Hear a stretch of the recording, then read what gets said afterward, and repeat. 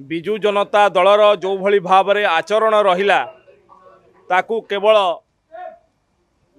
विधानसभा गृह भितर थिबा सदस्य माने नुह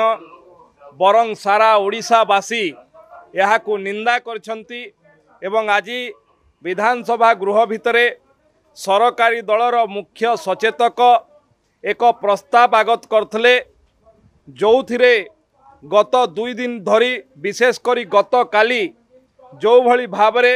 जड़े महिला बाचस्पतिंकर पोडियम उपरे चप्पल पिंधि चढ़ी जावा गोड़ थोईदेवा जो घटना होता से घटना रे जो 2 जन विधानसभार सदस्य श्रीयुक्त रोमांच रंजन विश्वाल एवं श्री माधव धड़ांग तांकर विरुद्ध रे निंदा प्रस्ताव भर्सना प्रस्ताव आगत करथिले एवं ताहा विधानसभा गृह रे गृहीत होईछि। मु भाबुछि ए भर्सना ये निंदारू कम से कम विजु जनता दल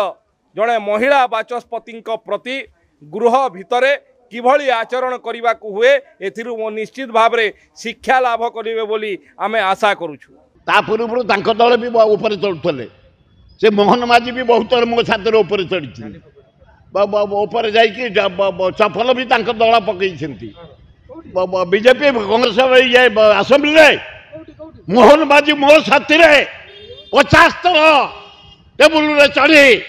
स्पीकर माइक भिड़ी निजे मोहन माझी मो साथी से आज से आगे रही झमेला करती बेले आज मुख्यमंत्री होती से कौन कहे मो साथी से मो साथी 15 वर्ष एमएलए मो साथी सब बड़े विधानसभा से आग गंडगोल आरंभ करती दरदाम